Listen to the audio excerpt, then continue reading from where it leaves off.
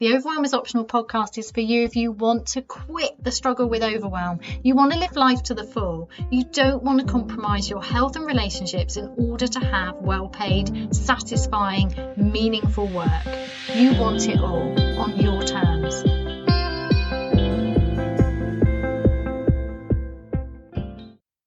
Hello, just wanted to pop in before we start the podcast and mention my I'm so excited, new free offer. Only 5 calls available, so getting really fast. So these are free 30-minute release the pressure calls. So if you're feeling overwhelmed by the pressure to keep doing all of the things and you're running around, you're doing all of the things, but it's really frustrating because not only is it bonkers in your head and exhausting in your body, but also you're really frustrated because all you're doing is actually just about hanging in there, just about maintaining your current level of pressure. And it's not what you want. You want to really be moving forward. And when we keep getting all of the things done in order to release the pressure, that doesn't work. We know it doesn't work, but when we're in that pressure, we can't think straight. So let me hold the space for you so you can dump the pressure and get the headspace to see an easier way to tackle your whack-a-mole to-do list. So these are designed for me to hold the space for you. You can brain dump all the stuff out and then get the clarity so that you can think clearly. So you're going to leave feeling lighter and with a clear strategy to get the things done that really matter to you rather than going around in circles. So go to calendly.com/Heidi Marke /release the pressure and book yours now. There's only 5 calls. Do it now. Do it before you listen to the podcast. That's calendly.com/Heidi Marke /release the pressure. There's also a link just below this. I'm really excited. Can't wait to get started on these. Book yours now. Hello, welcome to this week's episode of the Overwhelm is Optional podcast, where we chuck out the whole, life's so overwhelming, I have no choice but to be overwhelmed, it's just the way things are, and say, actually, they don't have to be that way. You get to choose. Woohoo! So down with the whole, periods of overwhelm are inevitable.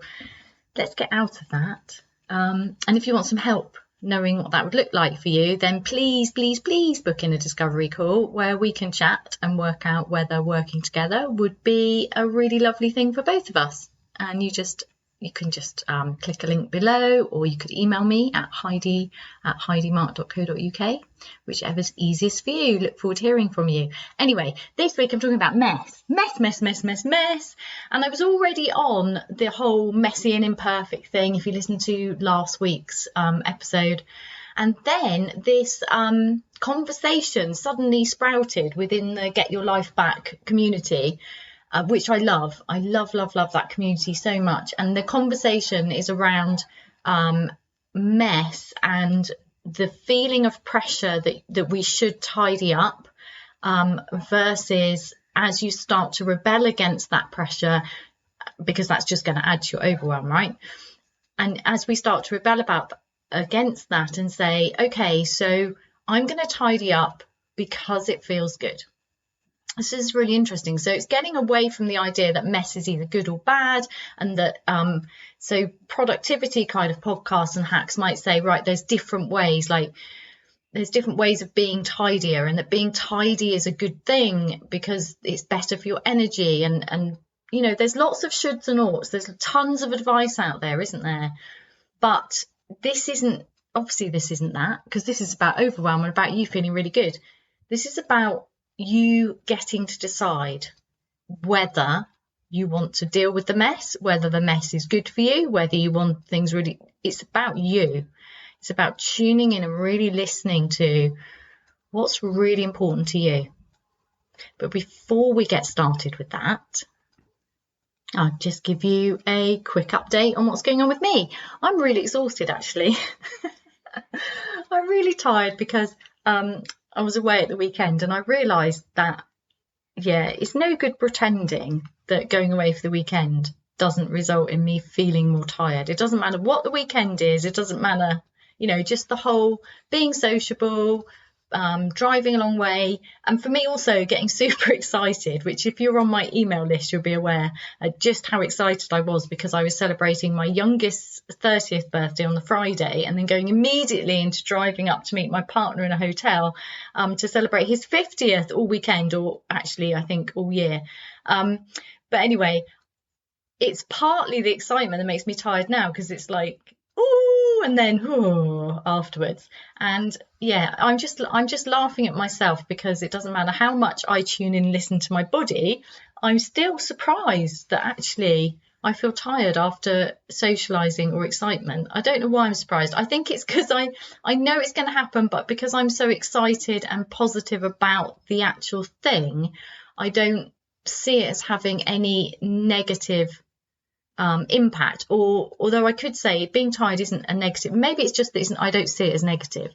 It's not negative, I'm just tired. That's okay. I'm allowed to be tired. You can hear it in my voice that have I been talking more than usual? No, it was just the two of us. I don't know what's going on with my voice. I think I'm just tired, and that's okay. It's okay to be tired. And so I've realized that I very often put in a slow Monday or take a Monday off after an exciting event. But I didn't this time. Or actually I did, and then I removed it again. And that's interesting. I just find it curious. What am I up to? Maybe I should just go with the blocking out a slow Monday regardless. I just find it, and then if I didn't need one, it wouldn't matter. I don't know. I'm laughing at myself. You can see my messy imperfection here. And this is really important. What we're doing by gently rebelling against the norm, the idea that overwhelm is just part of life, and that exhaustion, frustration, horrible cycle is just the way things are. If we want to have more than most people, if we want to have a successful life, when we rebel against that, it doesn't mean that we create a life that's permanently perfect. This is really important, because our minds tend to look for this one right solution, and there isn't one. I'm sorry if I'm going to disappoint you now. There is no one right solution for you. There are many, and there is one that feels better at each stage of your life, or each time of the year, or the month, or the day, or it changes. And this is what's really important. Your life and how you live it is so deeply personal. And this podcast is about giving you the courage to connect to that within yourself. So it doesn't mean but without it taking hours. And this is really important, because there's so many techniques, aren't there? Like sit and meditate for an hour, do this, and it becomes overwhelming. I get overwhelmed, and anytime I'm trying to upgrade something within my life, it's like, oh, I'll try this and I'll try this, and it's like, it's too much. It's too much. Even if I have the time, which I do, I have a lot of time, because that's how I've decided I want my life to be at the moment. But even with the time and space, I don't want to be doing lots of things in order to experience more energy or happiness, whatever I'm up leveling within myself. I just don't. I'm just not that kind of person. But my mind will latch onto that and think, well, that's the answer. If you do those things that other person says to do, then you will get this thing. And for me, I find that not to be true. What I find to be true is that when I take the essence of that and then make it into a thing that works for me, and this is what I do with my clients, is take things and make them into tiny things. We have to go tiny in this world on the Overwhelm is Optional podcast, because we have a tendency to get overwhelmed. So by definition, that means everything we need to do needs to reduce overwhelm. That means you get to up level without the overwhelm. See? Cool, hey? Right. Anyway, where was I? Yeah, so that's what's going on with me. And next week is Glastonbury, and I work at the festival, so I'm going to be there for nearly a whole week. And I always get this thing before doing anything sociable. So you can imagine what it's like for Glastonbury, which is ridiculously sociable. And you might be thinking, Heidi, I thought you said you were an introvert. If you've been listening to me for a while, I am, but I'm a sociable introvert. I like people. I don't like crowds. Why am I going to Glastonbury? Because there's this delicious energy about Glastonbury, and it's outside, and I'm an outside girl, and it's live music, and the food's amazing. And also it's in the Somerset Hills. So it's on Somerset farmland. I'm a Somerset girl. There's something very earthy about it.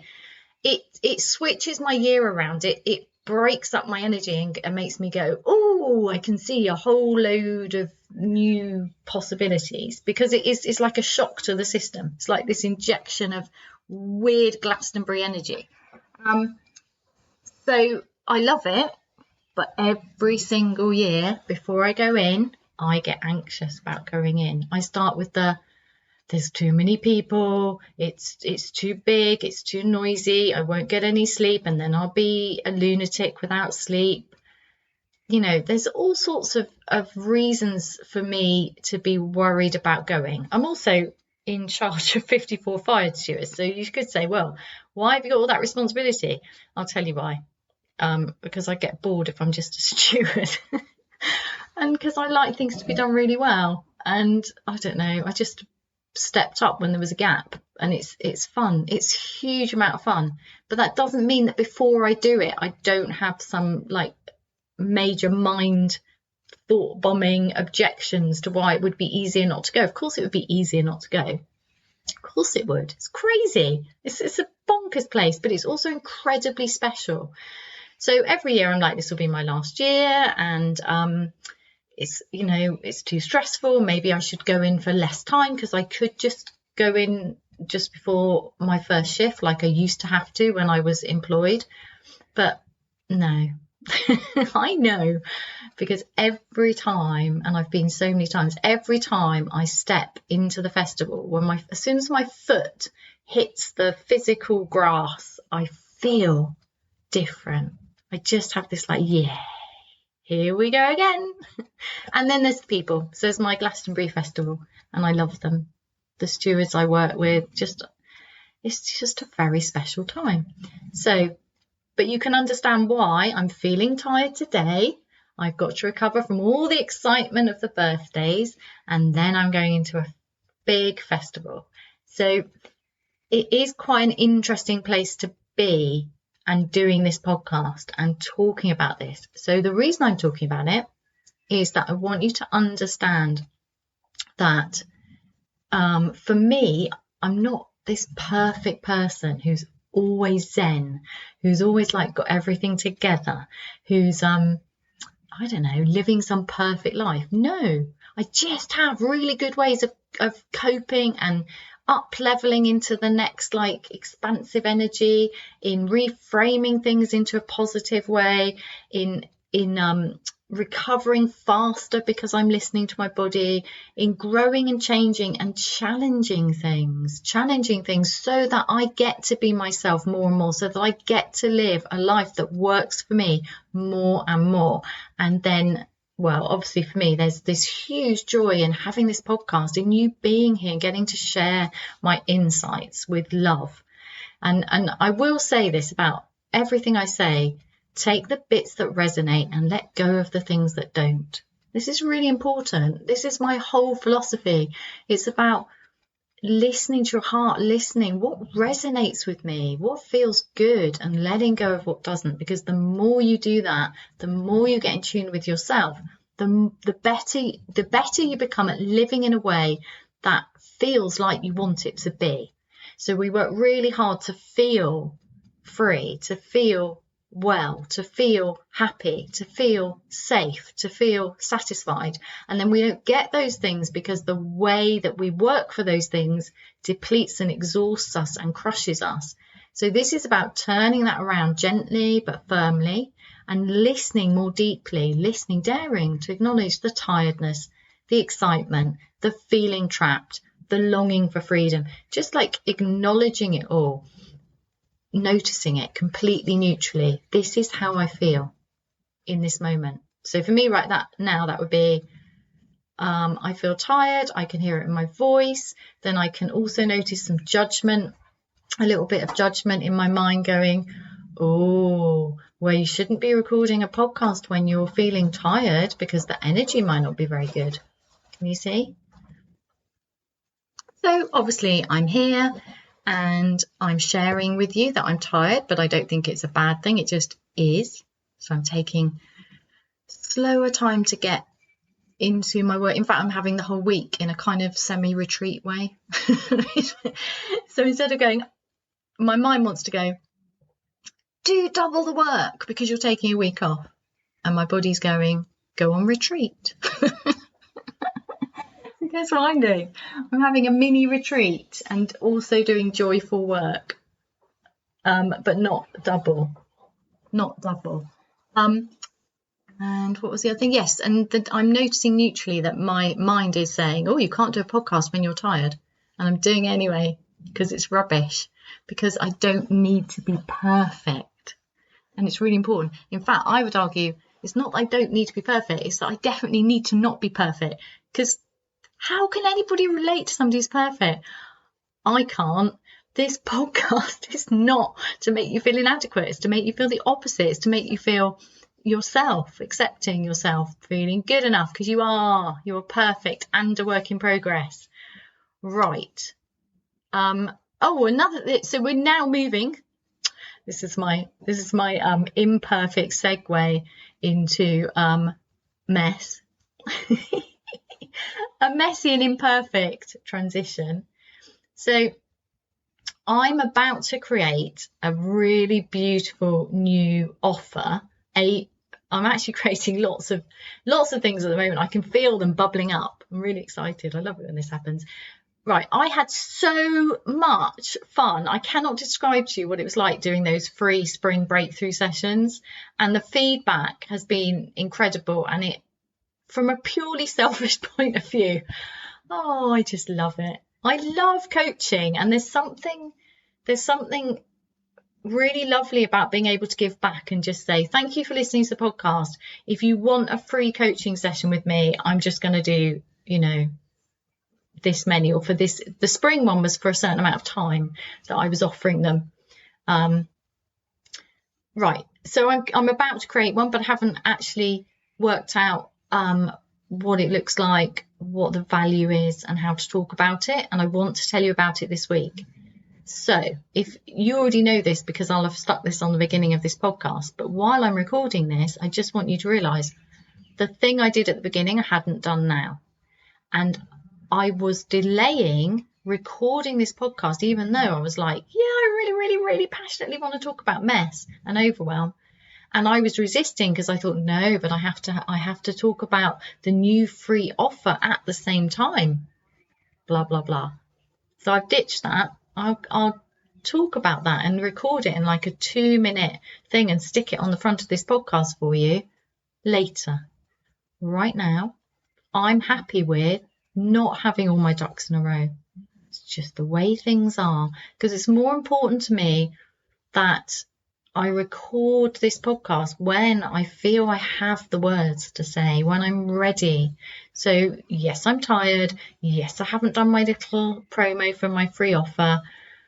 That's okay, because do you know where my energy is? It's really in this whole idea of mess and challenging mess and working with mess, using mess to our advantage. And so let's begin. Mess. How do you feel about mess? The end. No, not the end. No, seriously, how you feel about mess matters. It matters very much. And using mess and noticing your reaction to it is a really, really valuable tool, because it's very instant. It's very, well, actually, it's not always, is it? This is important. It's instant, as in it's quite a high energy thing, like how you feel about it. If you walk into a room and it's other than you want it to be, say somebody else has made the mess, or you didn't clear something up before, or something's got broken, or, the dog's done some bad behavior thing like dogs do. If something has happened and it's like an explosion of mess, noticing your reaction to that is really, really useful, because it gives you information.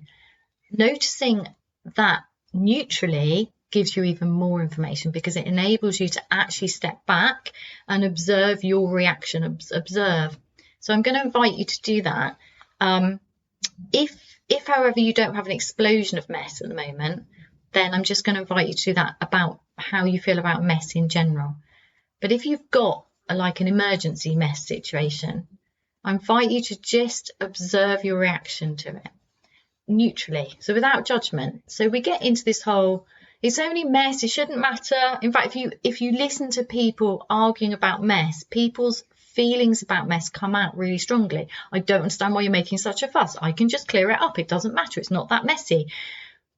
Where somebody else will be saying, this is ridiculous, this is unhygienic, I can't find anything, this is really stressful, why do you always expect me to do everything? There's a ton of emotion going on in arguments about mess, and when we live with other people, we have to negotiate this all the time, don't we? I had friends years ago, and the wife was she was going through this real minimal phase, even though they had children, and she really just didn't tolerate mess. She just didn't tolerate it at all, and didn't understand why her husband wouldn't put things away. And I tried to explain to her that for him it might be really stressful.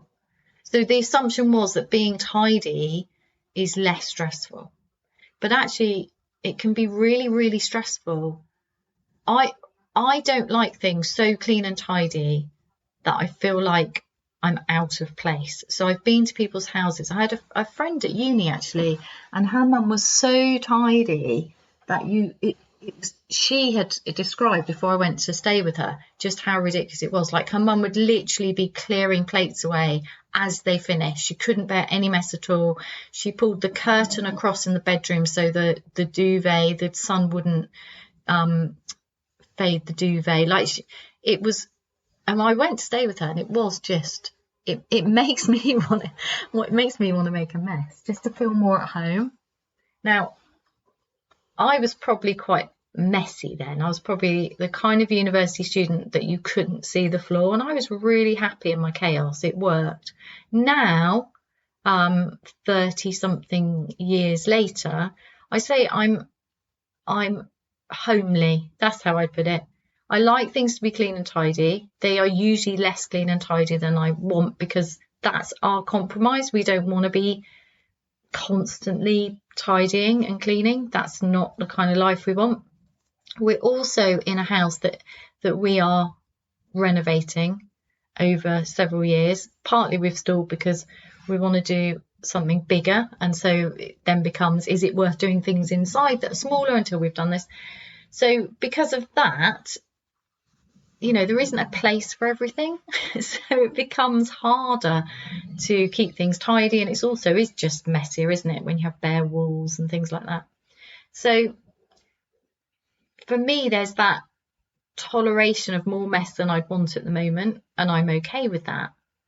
For the couple I was talking about, the old friends, they just couldn't find a place, really. It was a battle. So that uses energy. So there's noticing that, isn't there? So there's this, I don't know, I find it fascinating when you start asking people their feelings about mess and just at home. Cars are another thing. People get quite moralistic about the mess of a car. Oh, it's terrible. They just put their crisp packets on the floor. Does it matter? Why does it matter? What's wrong about it? What's right about it? There's just, so I'm inviting you not to think about anybody else, not to judge anyone else. Notice your judgment about other people. Drop that and focus on you. So I'm going to invite you to go on a short little journey with me, just exploring your feelings about mess, and then letting those questions and issues it raised, letting it wash over you for the next week or so, and just noticing. So the point is not to declare mess is good, mess is bad, you ought to tidy up more, you ought not to. If you were less chaotic, it would be easier to find things, you'd be less stressed and overwhelmed. No. Let's just get out of this constant need to be better, this constant search for the perfect productivity system, for the perfect answer, to have a cleaner or not have a cleaner, to do this, to do that, to wash up at this time of day. Like, let's just drop all of that, and let's just start with how it makes you feel. Let's start with using mess or absence of mess as a way as a neutral noticing practice. So just dropping out of the head into the body and noticing the physical sensations related to mess or not mess. Just notice it. So sometimes if things are really chaotic, we can feel squashed, can't we? You know, like if there's too much stuff in a room, it's like, well, there's no space for me. So in that situation, it might be fun to remove some of the stuff and notice if there's more space. If you're sharing a house and one person has more stuff and it doesn't fit, or you moved into the other person's house, so it's kind of decorated in their style, that can be a good opportunity to notice, do I really feel at home here? How at home? It's all about how at home you feel, isn't it? Because when we want to create a life you feel at home in, where you can be yourself, where you feel at home in yourself, a life that supports you in having the most clear head, this clear mind, where you can just be yourself, where you can feel at ease, where you can feel at home, where you can get the things done you want to, where you can focus on what's important to you, where you can notice the really good stuff that is all around you, where you get to be yourself, where you get to have energy and ease. Just feel good, feel at home, feel that you're good enough, that feeling at home in yourself, in your own skin. Being able to be yourself, being able to relax and let go, being able to get stuff done and get excited about stuff, whatever is important to you, that feeling, that's what I'm all about. You feeling at home in yourself, at home in your life, a life that creates the support for you to feel at home in yourself. So I'm inviting you to notice how mess feels in your body. Why in your body? Because that's neutral noticing. So you get out of your head, into your body, feel your feet on the ground. Maybe allow your belly to soften if it wants to. And if it doesn't, that's okay. Just notice that. Maybe allowing the shoulders to move away from the ears or not. And just notice how you feel. Notice how your mind, the attention is hijacked by your mind, by any judgment and comments from the mind, and just bring it back into the body and notice completely neutrally what's going on for you in this moment. And then you can either open your eyes and look around you, or if you're not in that position, say you're like out for a walk listening to this podcast, or you're driving, obviously if you're driving you're not going to close your eyes, or have done that last bit. If you're listening to this driving, don't do the neutral noticing, obviously. Eyes on the road. But if you're not in a position where you're at home to look at your mess, you can imagine the mess and you can notice that. If you're at work, you can notice how the office environment or the shop environment or the studio environment, whatever you're in, feels to you. So what you're doing is you're using the feeling of mess in particular. So you could go whole environment, light, etc., sound, all of it. I'm just going to invite you to just do mess this week. So notice how a cluttered environment feels in your body and how a less, like a really clear environment feels. And then the other part of mess is the kind of hygiene thing, isn't it? So what's your tolerance of actual kind of dirt? So some people can't bear any dirt at all and they're constantly wiping surfaces down and they use a lot of bleach, and it's like this, that's what they feel is necessary for them to be okay. So noticing your feelings about that. And then there is an assumption, and see if this is coming up for you. There's always an assumption, this kind of moralistic assumption, that being tidier and cleaner is somehow morally superior and better, both in a point of like cleanliness is next to godliness, the kind of pious thing, but also in terms of energy. So there's a lot of kind of new age stuff, isn't there, related to kind of more kind of, I suppose, feng shui kind of things, that clutter is not good for you, that it holds energy, that it's bad for you. Now, they're all judgments. My invitation to you is what's true for you, and not what's true for you for all time, but what's true for you right now, because it changes. So, for example, if you're a super tidy person and then you have a baby or a puppy, it's going to really threaten that. So, and then clinging to the idea that you have to be super tidy can add to your overwhelm, because then you're fighting what is. And there's chaos, isn't there? With any change, there's chaos. And babies definitely tend to bring chaos, tend to disrupt the system. And that can be a gift, because if we can go with that, then it enables us to see that there are other ways for us to live, and that's okay, that we don't have to stick to what we've always known to feel safe, to be happy, to get rid of the overwhelm. So we're never actually trying to get rid of the overwhelm. What we're doing is using the overwhelm to guide us back to ourselves and an easier, less overwhelmed way to live. So I'm just going to invite you to notice what comes up for you in your body, because that'll show you what actually would be best for you now. Now, on top of that, after you've done that, and I'd invite you to do that neutrally for the week, just notice your any physical sensations or reactions to clutter and tidiness, to dirt and cleanliness. Just notice it. Now, if you don't get physical sensations, and not everybody does notice it in the body, you can notice the mind's reaction. So if the mind starts going off on this, well, this isn't right, this is selfish behavior, like, you can really notice the mind's stories and attachments to just the placement of objects in our lives, because that's all it is in the end, right? Mess is the placement of objects. That's all it is. There's nothing more or less. It doesn't mean you're not loved. It doesn't mean you're not important. It's just the movement of objects around. And these are objects that we've worked really hard for, that we wanted in our lives, or somebody close to us wanted in their life. And the problem is that we work really hard to have things, because we're trained through advertising and throughout our lives to want stuff. And some of that stuff is beautiful, and some of it is so useful and adds to our lives, but a lot of it requires more than it gives.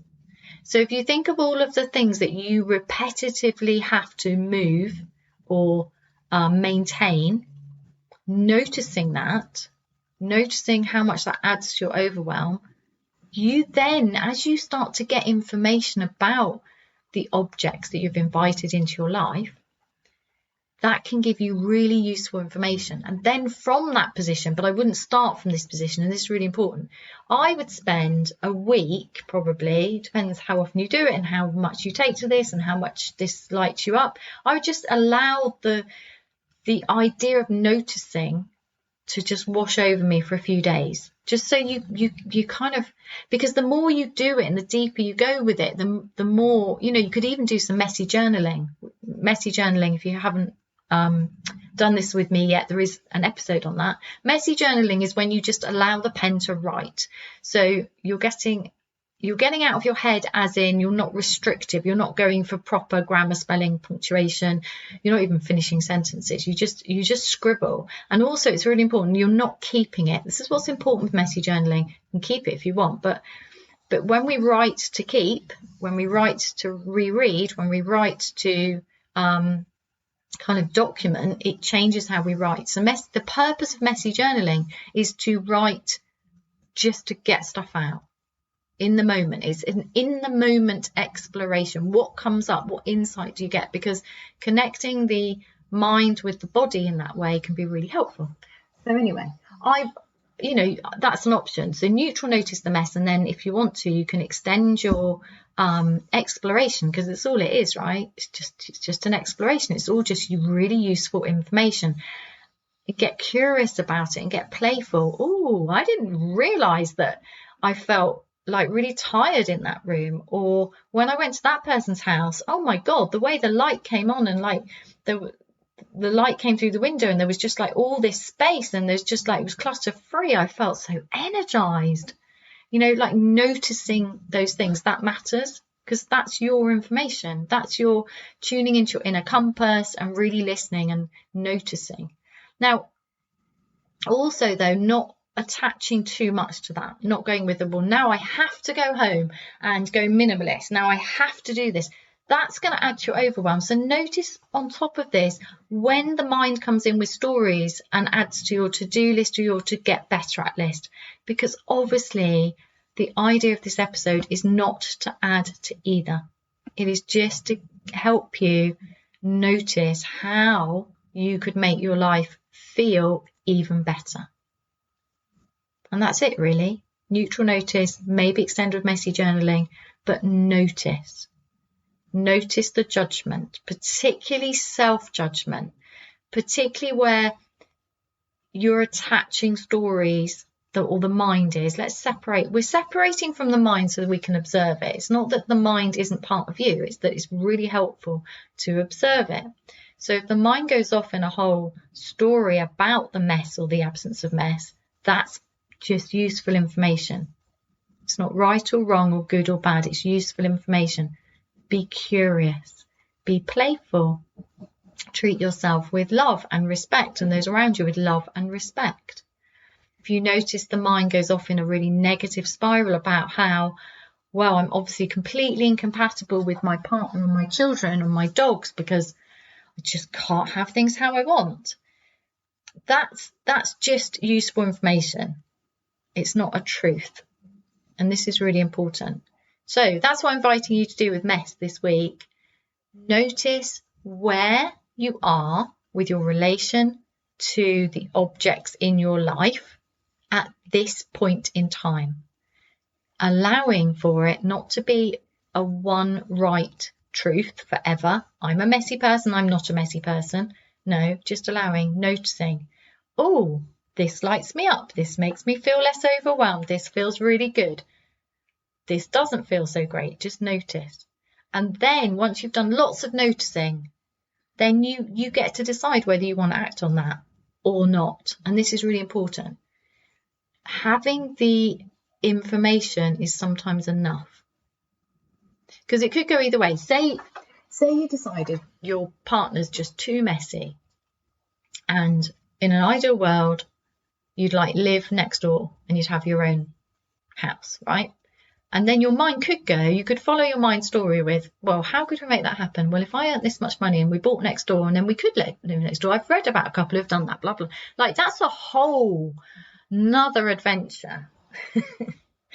Or you could say, okay, mind, you're getting really busy now. I'm not going to follow you. Let's imagine the opposite, just for fun. So if you get really curious and playful, you can imagine the opposite. The opposite would be, my husband and children are really messy, but I really love them. And actually, I'd like to be okay with that. I'd like to learn from them. What can I learn from their ease around mess and clutter and chaos? What can I learn from them because I love them? So what is it about them that enables them to tolerate that when I can't? Can you see? You could go in the other direction for fun, because it's all really useful. It's useful information, but it's important to just keep it neutral. It's all just useful information for discovering how to live your full adventure. Have fun, and I look forward to, obviously I won't be here next week. I'll be in a festival, but I'm going to record you one. I wasn't going to. I was going to go with I could rebel and take a week off, which of course I could. There's a lot of podcasts for you to catch up on, and you'd be fine. You don't need me to podcast for you every week, but I've actually got something I want to talk about. So yeah, I'm just going to do it anyway, because I just love it. Thank you so much for being here. Have an unexpectedly lovely week, and I'll see you next week. Thank you for listening to this week's episode. If this resonates with you, please use the like, subscribe and share buttons to help other people find their way here too. And please do go to www.heidimark.co.uk/the 1 minute mark with an E to join my mailing list and receive my free 1 minute life-changing audio practice.